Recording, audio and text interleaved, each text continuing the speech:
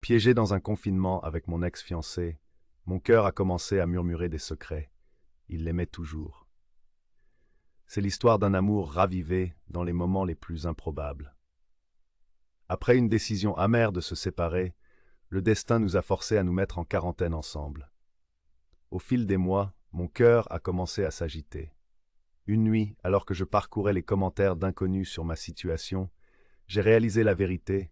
Ce n'était pas une passade, mais un amour dormant qui s'était réveillé d'un profond sommeil.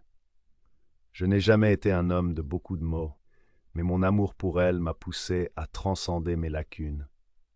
Mes premières tentatives pour exprimer mes sentiments étaient plutôt maladroites, lettres jetées et une tentative faible de nous recréer dans les Sims. Pourtant, j'étais déterminé à lui montrer ce que je ressentais, même si ce n'était pas avec des mots. Sachant son amour pour les Sims, je l'ai surprise avec quelques DLC nouvellement sortis. Notre monnaie ne le rend pas facile. La lueur dans ses yeux, la joie pure qui émanait d'elle, était un spectacle à voir. Le frisson de résoudre des mystères ensemble dans le pack de jeux, Strangerville, m'a rappelé le bonheur que nous partagions. Le lendemain, je suis devenu son sous-chef alors que nous tentions de reproduire une recette de cheesecake aux myrtilles qu'elle avait trouvée. Malgré mes bévues culinaires, elle était ravie de notre création et j'étais ravi de sa joie. Puis est venu un moment significatif.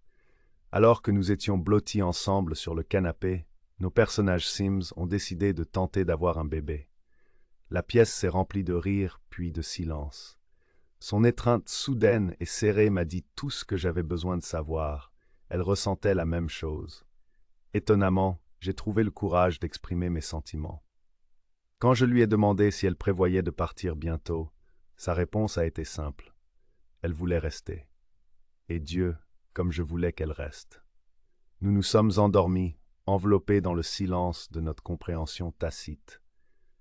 Ce matin, alors que nous savourions notre petit déjeuner dans un silence réconfortant, j'ai ressenti un sentiment de paix. Bien que nous n'ayons pas encore eu la conversation, je sais que nous sommes sur la même longueur d'onde. J'apprends à mieux communiquer, pour elle et pour nous. Je suis éternellement reconnaissant à cette étrange période d'isolement pour avoir ravivé un amour que je croyais perdu. Et je sais maintenant, sans l'ombre d'un doute, qu'elle m'aime toujours aussi.